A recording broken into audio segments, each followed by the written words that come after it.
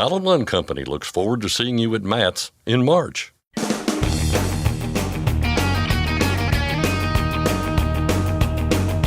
OOIDA, representing America's truckers since 1973, presents Landline Now with your host, Mark Redding. Some time back, we reported how Colorado officials were using ELDs and a technology called geofencing to send safety messages to truckers traveling in the state. Now it appears that the idea is taking root in other states, including California. I'll talk with Lieutenant Robert Daniels of the California Highway Patrol's Commercial Vehicle Section about the system, what kinds of information it's sending, and how it's done so far. We all probably heard a teacher say it when we were back in school. Check your work. It was good advice then, and it's good advice now, especially in relation to your income taxes. The information on your tax forms is provided by you, the trucker, but many people use tax preparers and people can make mistakes. So what should you be looking for? I'll get some advice from Shasta May of MBA Tax and Bookkeeping Service. And finally, across the country, many businesses have felt the sting of massive jury verdicts, and trucking is no exception. Many point to that as a reason many small businesses fail. Now in Georgia, the governor wants a solution: tort reform. Scott Thompson will discuss that and several states pursuing another courtroom reform with our state legislative expert, Keith Goebel. But first, the news with Scott Thompson.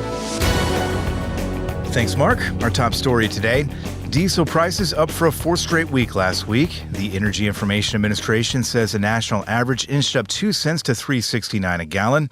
And while that now makes 4 consecutive weeks of increases, the average over that time has gone up less than 4 cents total.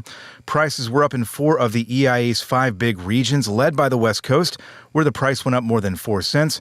The biggest decline was 1.5 cents in the Rocky Mountains. Meanwhile, on the ProMiles.com survey, the Tuesday morning average came in at $3.63, down more than 2 cents compared with the same day last week. President Trump says his tariffs on Canadian and Mexican imports will go into effect next week. On Monday, during a news conference, the president said the 25% tariffs on most Canadian and Mexican goods will take effect on Tuesday, March 4th. We're on time with the tariffs, and it seems like that's moving along very rapidly. It's worth noting that American companies and American consumers would likely end up paying for the tariffs being floated. That's because it's the importers who pay the tariffs, not the exporting country, and those additional costs are then passed on to consumers. All we want is reciprocal. We want reciprocity. We want to have the same.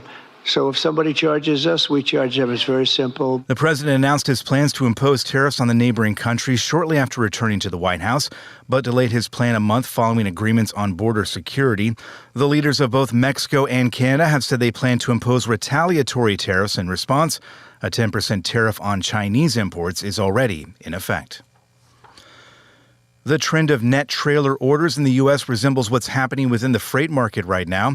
ACT Research says more than 21,000 trailers were ordered last month, down 13% compared with the month earlier, but up more than 50% compared with January of 2024.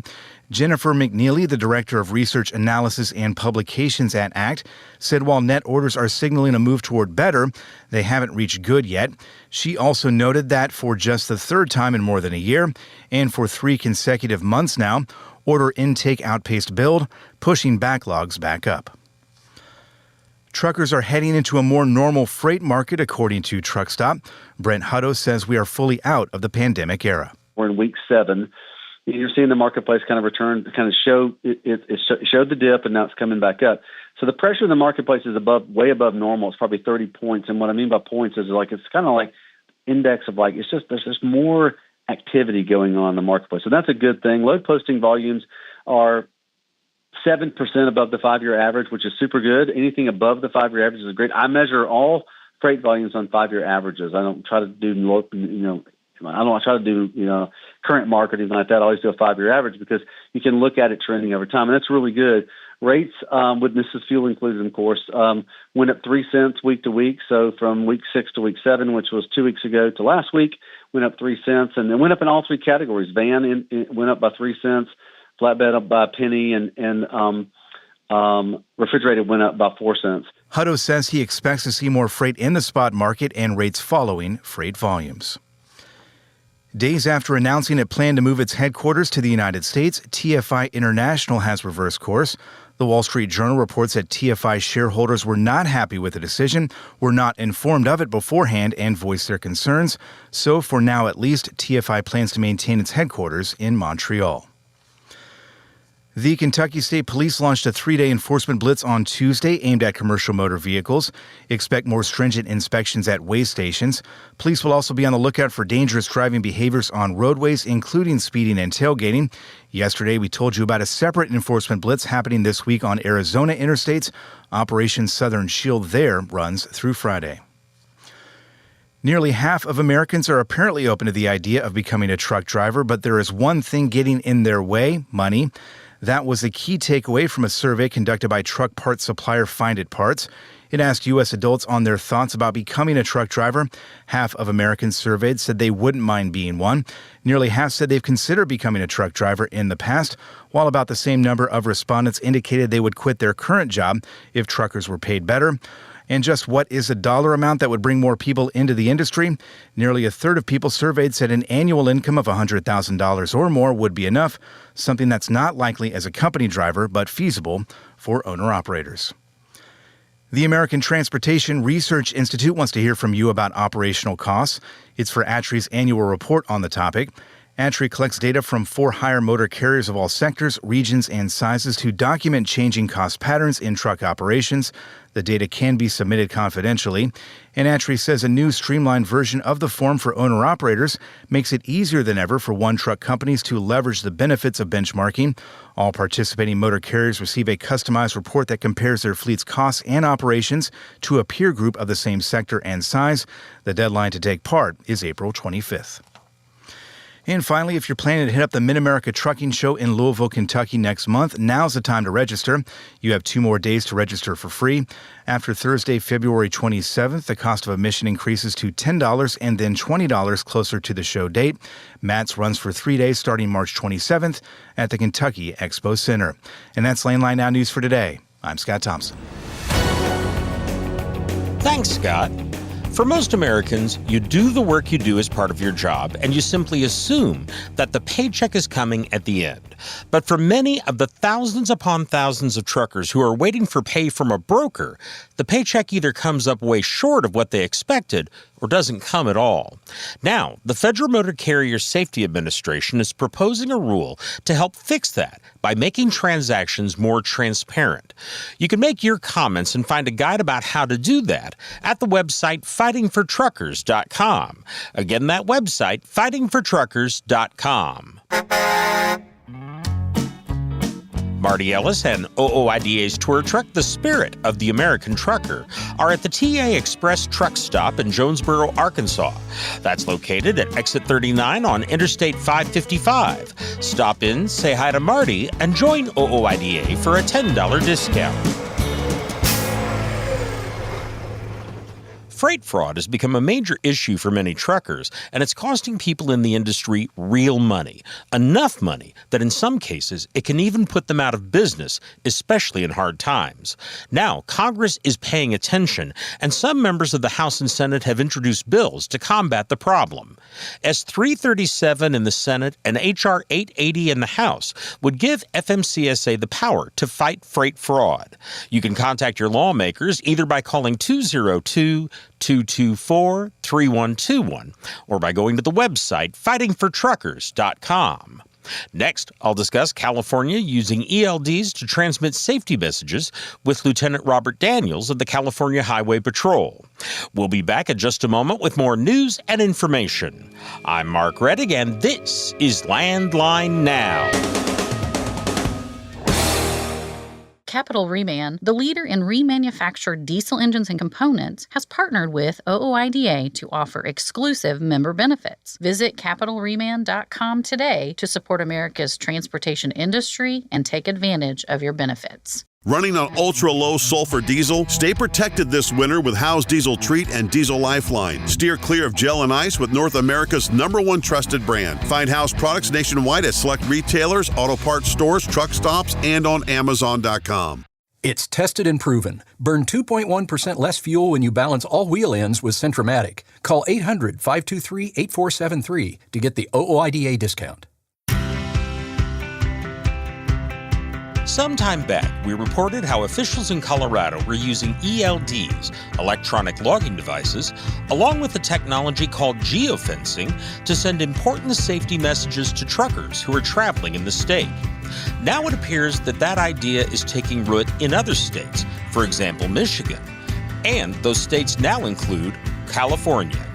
You're listening to Landline Now, and I'm your host, Mark Redding. Welcome back to the program. The program, overseen and operated by the California Highway Patrol, started during the Thanksgiving holiday travel period last year. I recently had a conversation with Lieutenant Robert Daniels of the Highway Patrol's Commercial Vehicles section about the system, what kinds of messages it's sending, and how it's done so far. Let's start with this. California is now using ELDs to pass messages to truckers, and I think maybe we ought to start with what kind of messages you are trying to pass on. So we are passing on mainly safety messages, but also any messaging that would advise the drivers that there's any road conditions, whether it's some sort of major traffic accident or weather conditions that would slow their deliveries down, and hopefully give them enough time to choose an alternate route to avoid those conditions. Outside of the specific ones you just mentioned there, when you say safety messages, what are some other examples? So, for example, during our maximum enforcement period, or the holiday travel time, is when we first implemented the use of the virtual sign network. And during this time, we just advise people or drivers to slow down.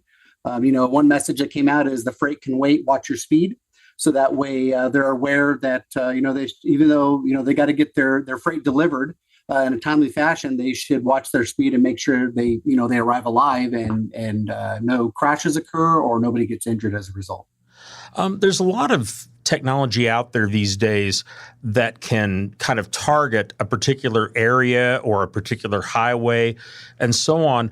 What technology is California using to target and send those messages? So we have partnered with DriveWise. DriveWise is one of the companies out there that provides, that has software that comes on a lot of the ELDs pre-installed already. They also have electronic bypass management system that allows people to bypass some of our inspection facilities if they have a good safety rating. So we partner with them, and we are using their software to disseminate these messages out to the drivers. You mentioned DriveWise, and I have heard of that company many times before, but right now at the federal level, there are literally hundreds of different types of ELDs that are listed as approved for use. Are there any concerns about maybe not being able to get that message out to all those different pieces of technology? There are concerns. However, we're limited on what technology is available. Currently, like I said, we're using DriveWise right now. The majority of the ELDs out there, from what I understand, do come with DriveWise pre-installed, or the app at least is on the ELDs themselves. So even though the drivers or the companies may not be a DriveWise subscriber for like their electronic bypass management systems, if the software is installed, from my understanding, all they would have to do is make sure the notifications are enabled, and they would receive these notifications that DriveWise puts out. Okay. Now, I know the state's got a lot of different ways to get messages like this out, and we've certainly all seen them on the electric signboards that are very common in most states these days. Why in particular did the state start this program to try and communicate? What was the need there? Everybody's going, technology-based. That's kind of the wave of the future. And there are signs out there. However, unfortunately, there are times where some of those signs might be taken out as a result of maybe a traffic crash or something like that.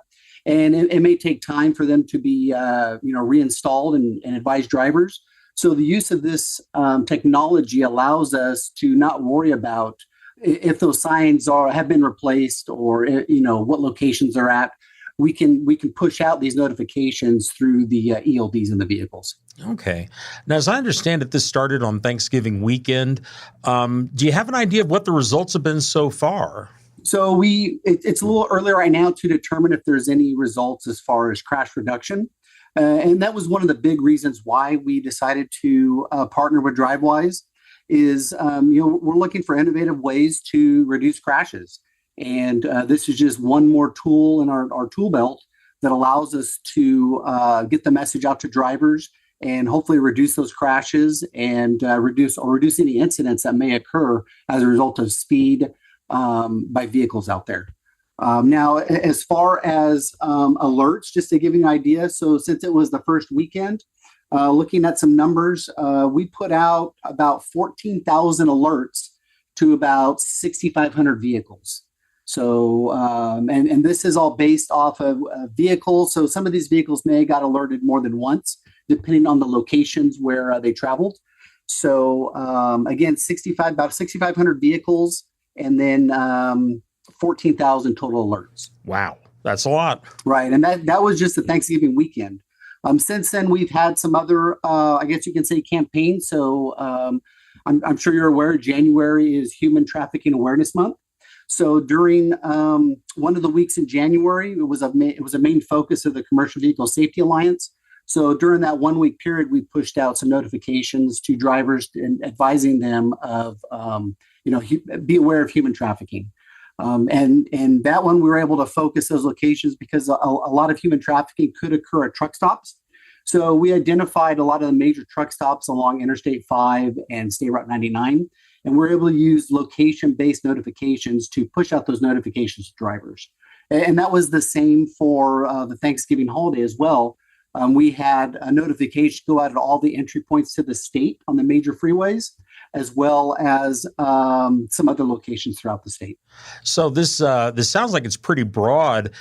Is it fully statewide at this point, or are there just a few areas that maybe you're planning to roll it out further? No, it's statewide. So we provide DriveWise with a list of locations as far as where we want the notifications to occur. They don't tell us what vehicles or what drivers or companies are being notified. That's not information that we get or shared with us. We just know how many alerts have occurred and how many vehicles were alerted.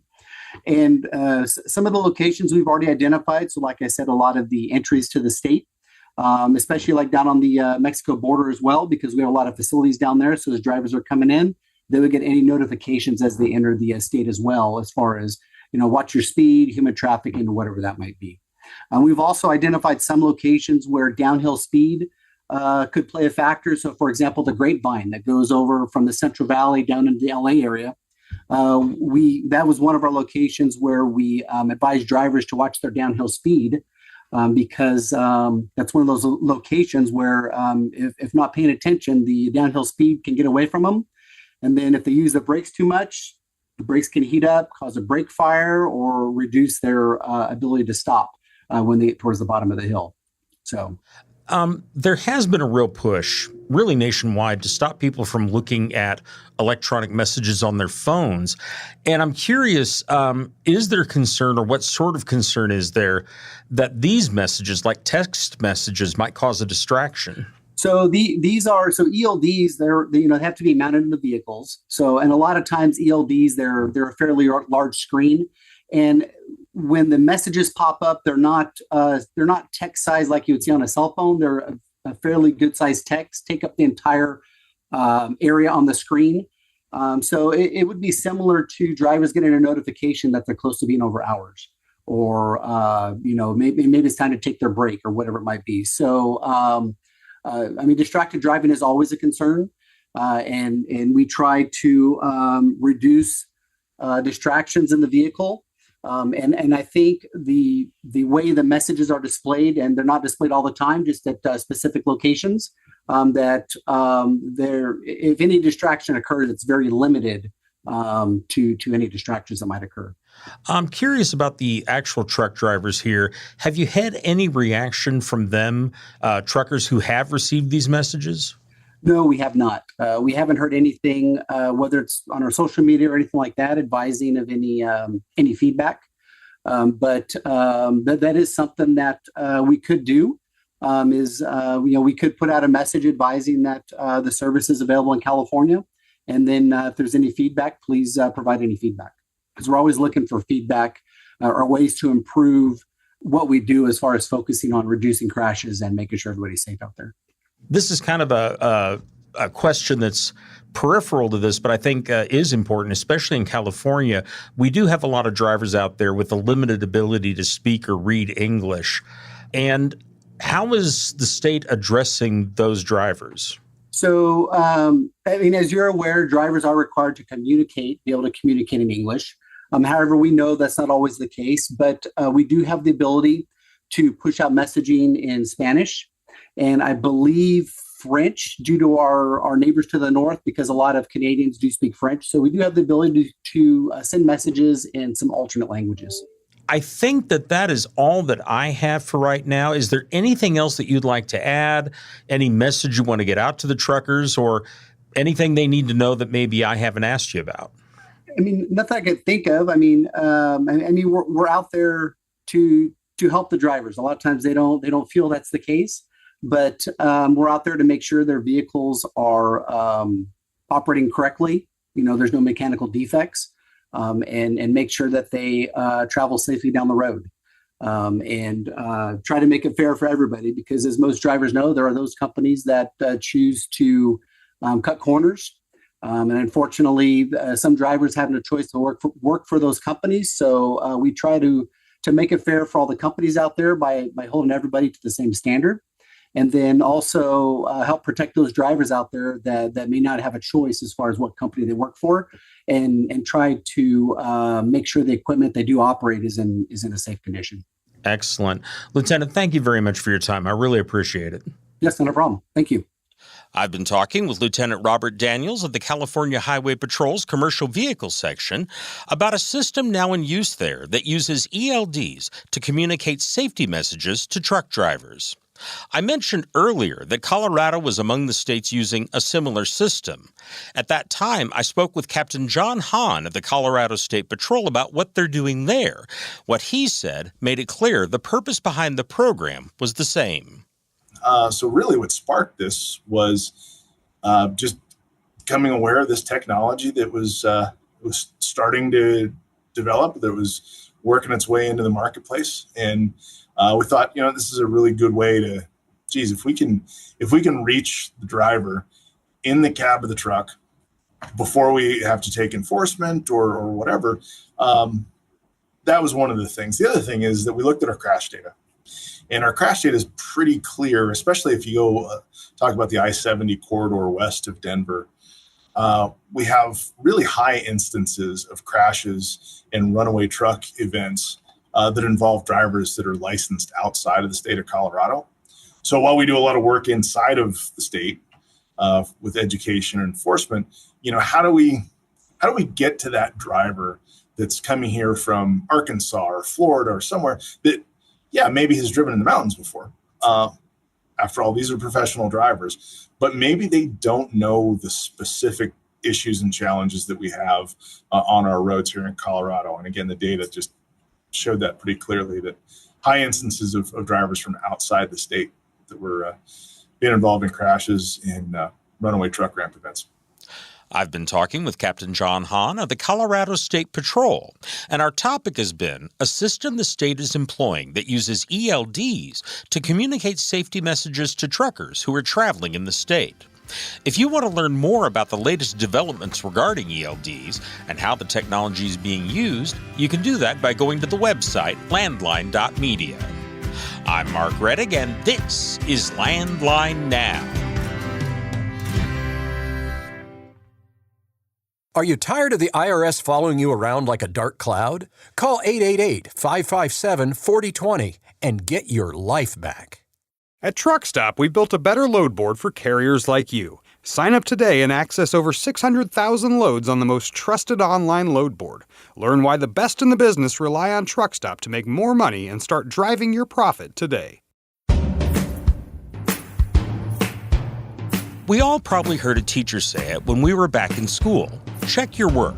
It was good advice then, and it's good advice now, especially in relation to your income taxes. You're listening to Landline Now, and I'm your host, Mark Rettig. Welcome back to the program. The information that goes into your income tax forms is provided by you, the trucker. But many people in the trucking industry use a tax preparer, and even though many of you are using someone that you trust, people do make mistakes. So what are some of the things that you should look for when checking your taxes? What are the common mistakes that people make?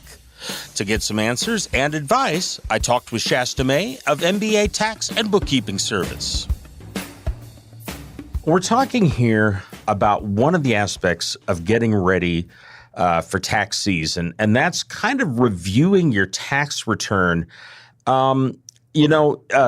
You made a statement in a message you sent earlier that we all focus on the results, but we also need to focus on accuracy. Why is that so important when you're talking about these tax forms? It's so important because you don't want to file an incorrect tax return. And a lot of people, when they get the tax return back from their tax preparer, they're either very happy with the results and they don't want to review, they just want to file, they want to get those good results, they're so happy. But you want to make sure that, that good result, it didn't come about from an error, or a bad result didn't come about from an error. So it's so important to really go through your return. Every taxpayer is responsible for what's on their tax return. And you're the one most familiar with your situation. So you want to go through that return as detailed as possible to make sure everything, appears to be correct. I remember back when my taxes were much more complicated, that I would give just a ton of paperwork necessary to make out the tax forms to the guy who prepped my taxes. And then I would keep a copy of that so that I could match those figures up against the form.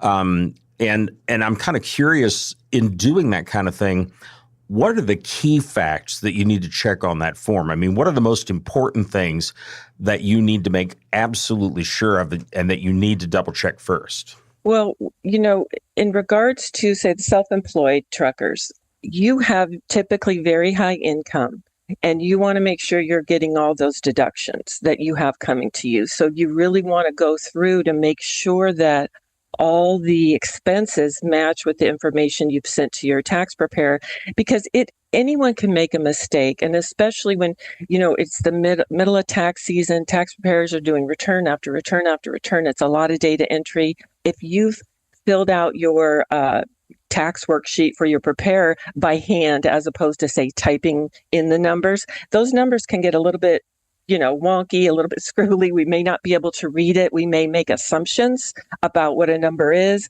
Most of the time we'll call and ask a client, hey, is this $15,000 or is this $150? I mean, that's a huge difference. So you want to make sure that all those expenses that you've written on the worksheet made it to the tax return in a correct way, in an error-free way, and that the right numbers are on there. Are there any typical errors, and speaking here especially of truck drivers, because really the audience here, of course, is truck drivers, but especially those who are self-employed owner-operators, what are some of the typical errors that people make that they need to be on the watch out for? So especially if you're going to someone new for the first time, you really want to, one of the things we'd really like you to take a look at is, for example, per diem.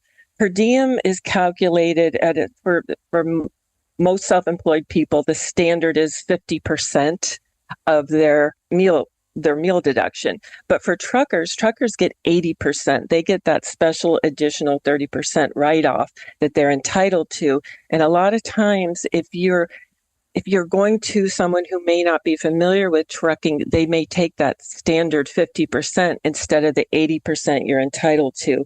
So I would recommend always check the per diem, that calculation has been done correctly. You want to make sure that's right. That's a lot of money. You can lose a lot of money. If you have, say, 250 overnights and that's calculated, at 50% instead of 80, that could be over $5,000 difference. So definitely check the per diem percentage that's been written off. Other things that you can see that are you really want to take a look at are the way things are categorized is very important, I feel. a lot of times they're unclear categories. I really stress being very detailed with your categories. I don't like to see, we've talked about before, miscellaneous. A lot of times people just throw it all in miscellaneous. I don't want to detail it out, but it's so much better if you take the time and instead of throwing everything, say, in miscellaneous or in truck supplies, you don't want a big number going to the IRS and they're going to say, what's miscellaneous? What's $5,000 in miscellaneous? What's, $4,000 or $5,000 in truck supplies? So we recommend, if you see your tax preparers put a lot in miscellaneous or in truck supplies, ask them, hey, can you break that down? Let's break down the bedding, the office supplies, all the things that are, thrown into these kind of catch-all categories. So, because you don't want a curious IRS, I promise you. Oh, God, no. I think you and I had talked before about one example, which is basically a lot of people tend to lump all the work on their truck into one category, but a repair is different than maintenance, which is also different than parts. Correct. And rather than putting those all together, break them out.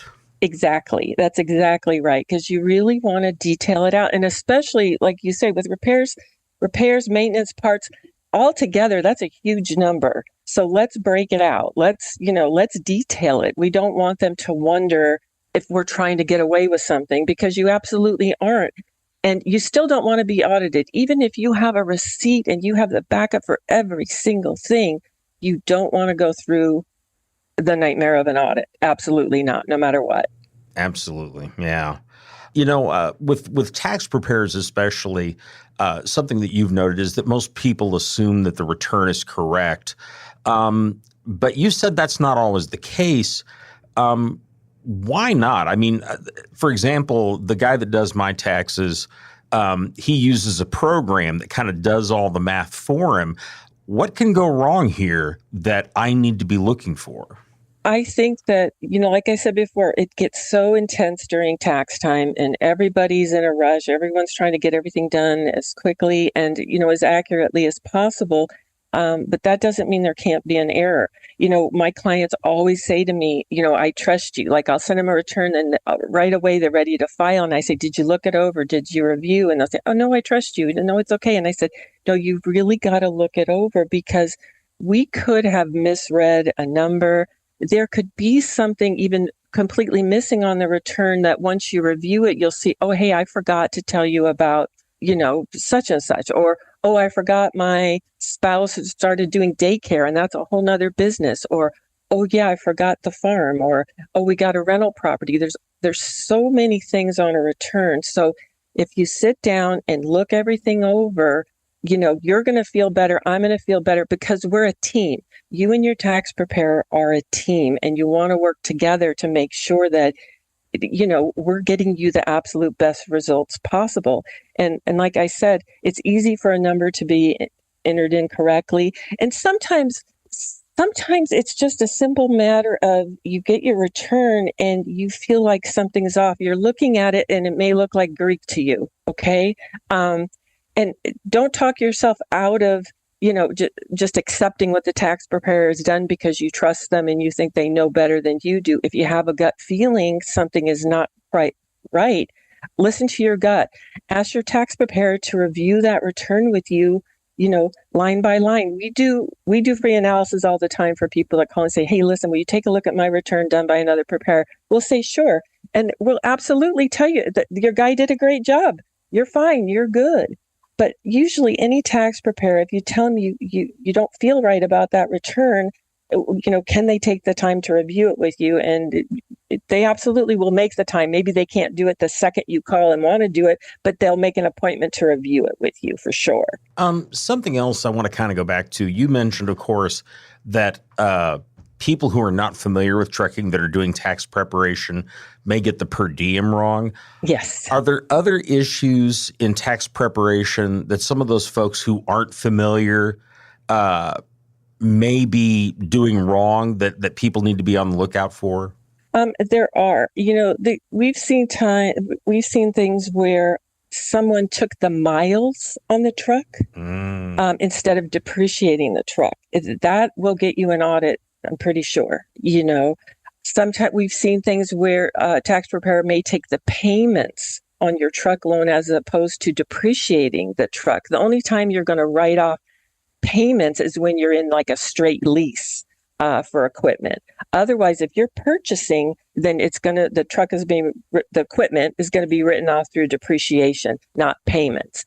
So those are things you want to look at too. We've had clients that have been audited because their preparer deducted both depreciation and payments on equipment. So these are the kind of things you really want to make sure, check how the check how the equipment is being written off. Is it being depreciated? If it's a lease, are they taking payments? You don't want to accidentally depreciate your straight lease equipment because someone else is already depreciating that same equipment. So that's going to be a problem. So things like that you really want to pay attention to. It can get very complicated, but that's another reason why you want to use a tax preparer probably. Yeah, and going to someone familiar with trucking to get your taxes prepared can really, save you money. It's not that the person not familiar with trucking isn't a great tax preparer. It's just that trucking is such a specialized industry. That's the issue. When I talk to people, I tell them if you have a problem with your heart, you go to a heart specialist. You don't go to a podiatrist. You want to go to the person that knows the most about your situation, whether it's your physical health or your business health. Okay. Well, Shasta, there's a lot more we could talk about on this, but we're running a little short on time. Is there anything else in particular that you want to make sure people are aware of on this topic? Well, like I said, I think it's just take the time to review, even when you're absolutely thrilled with the results.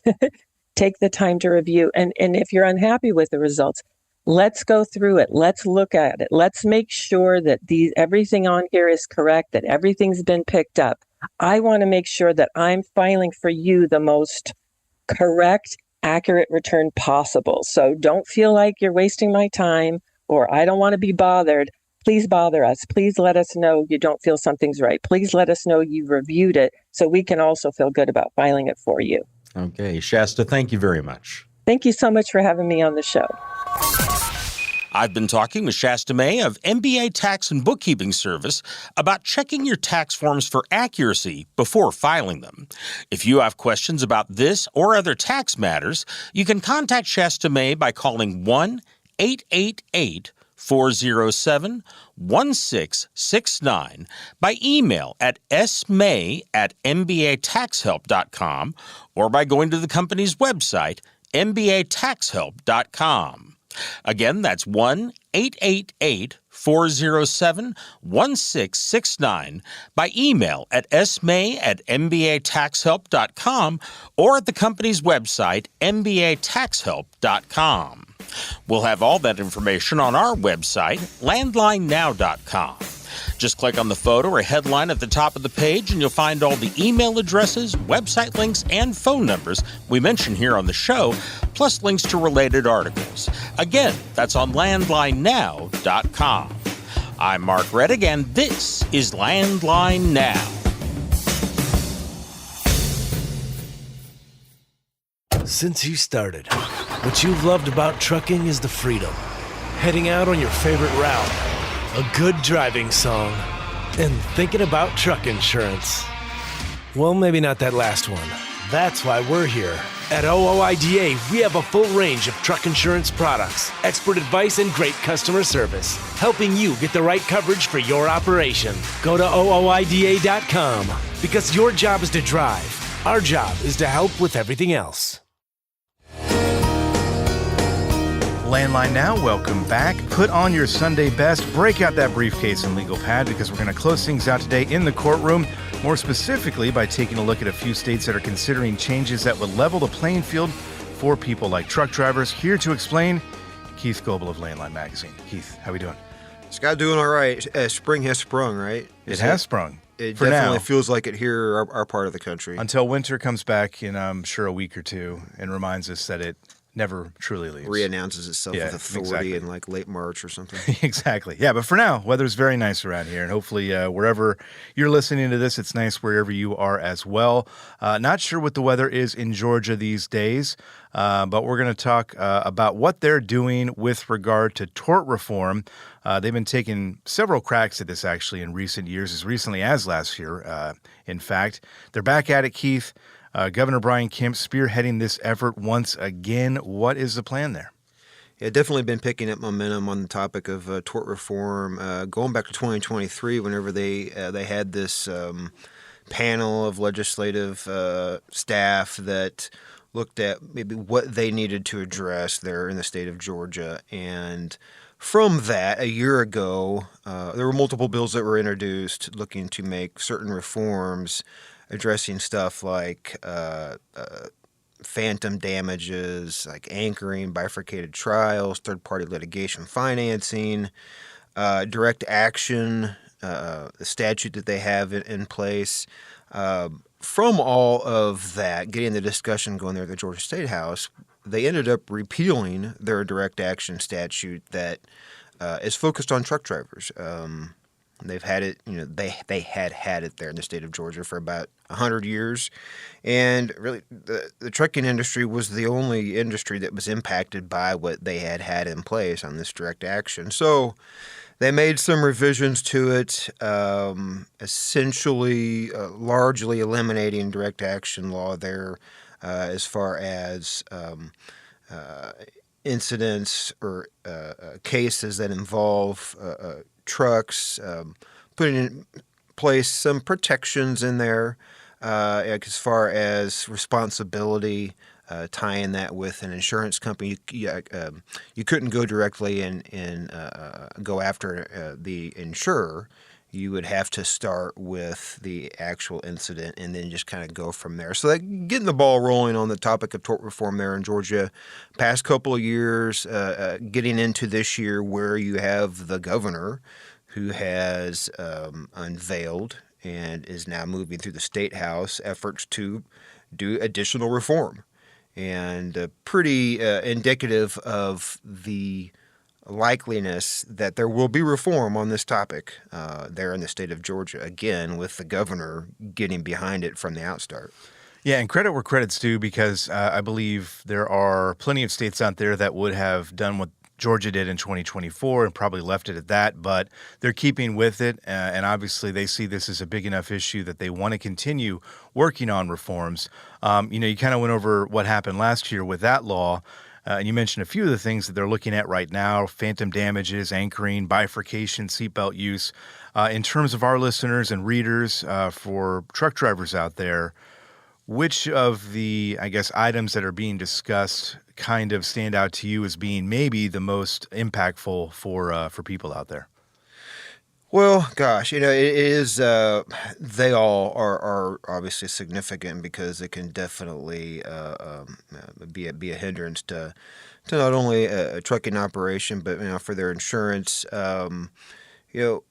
Third party litigation. That is one of the leading aspects of tort reform that we're seeing more and more states getting into and trying to address. For folks who might want a little bit of a refresher, not really well versed on it, but you've got, for third-party litigation financing, you've got a financing firm that goes in and they pay for a lawsuit. They pay for a lawsuit that they believe has a good chance of being won. When you have an outside group like that getting involved, well, the likeliness of possibly settling a case goes down significantly because, well, the opportunity for a winning outcome for somebody who is financing this court case is significantly reduced. And then there's also concern, and we're seeing it being mentioned in some other states as well, is that you have foreign governments or foreign entities that are getting involved in this with the aspect of potentially severely hurting industry here in the United States. So you have some legislation, like in Georgia, as part of this bill package that they've got, that they're looking to address those aspects again of court cases and how it can negatively affect those that are involved, or those that are essentially defending themselves. Yeah, and with the bill there in Georgia, it's mostly about transparency, right? About making sure that people know who all is involved in these lawsuits. Is that kind of the idea there? Yeah, I mean, and really just starting with the fact that if you're funding litigation, that you have no input on like the strategy, but yeah, also, and we've seen some other states how they're addressing third-party litigation. They're all about the same, but they all can be a little bit unique as well. And yeah, one of those aspects being is that you've got to notify the court. You've got to notify the other party in the case if you've got a third-party financier that is involved and is helping you in that particular case. And this is something you mentioned, not just Georgia is looking at right now, but you've got a story on landline.media where you kind of lay out, I think, half a dozen states in total that are looking at this. And you kind of mentioned it there, I think, but all of them kind of looking at this issue in a similar way, right? Mm-hmm. In terms of trying to bring some of that transparency to the fore here. What states are looking at this right now? And I guess kind of what stands out to you there from what you see? Yeah, to this point, I mean, I've come across maybe a handful of other states that have legislation at this point. Again, I think it's something that we're going to be continuing to see grow. I mean, it's been about 10 years ago, Wisconsin was the first state to act on third-party litigation funding, and then 2 years ago, Montana stepped in and did something, and then last year we had 3 more states, Indiana, Louisiana, and West Virginia, take action. And what are we seeing for 2025? Yeah, I mean, starting out in Arizona, they've got legislation out there that would standardize what disclosures are for litigation financing. Mentioned Georgia, heading out to the East Coast, Maryland's got legislation looking to ban third-party financiers from addressing with payments, fees, commissions to individuals for referring consumers to them. Those would be banned there in the state of Maryland. New Hampshire, a disclosure requirement that they're looking to put into place. Ohio's got legislation that they've introduced, again, just forbidding these third-party financiers from directing any decisions on a legal claim, being one aspect of it. Looking to specifically address foreign entities, prohibiting them from any type of third-party litigation involvement. Oklahoma being another state, very similar with Ohio, again, looking to eliminate foreign entities from being involved, and also requiring a disclosure. If you have a third-party funding agreement, that would need to be disclosed to all of those involved there in the state of Oklahoma. Yeah, it's interesting, this issue. We've talked about this before. You see one state kind of talk about it, and other states kind of pick up the ball and realize it's a problem in their respective states as well. And this is something that OOIDA has talked a lot about, pointing out that truck drivers are targeted quite a bit with litigation in these types of personal injury cases or things like that. So this is an issue that OOIDA, a reform issue that OOIDA supports. We'll continue to keep an eye on this, and we'll see where it heads. Keith, we appreciate the time. Yeah, thanks for having me. That was Keith Goebel of Landline Magazine, and that's our show for today. We thank you for tuning in, and thanks for all you do out there to keep America moving. Until next time, take care and drive safe. Thanks for listening. Be sure to like and subscribe. If you want more content, go to landline.media to get updated news, information, and archived editions of our show. Once again, that's landline.media. I'm a dad, a son, a husband, wife, I'm a writer, photographer, I farm, I'm a veteran. I love old cars, fishing, my kids, chrome, and I am a professional truck driver.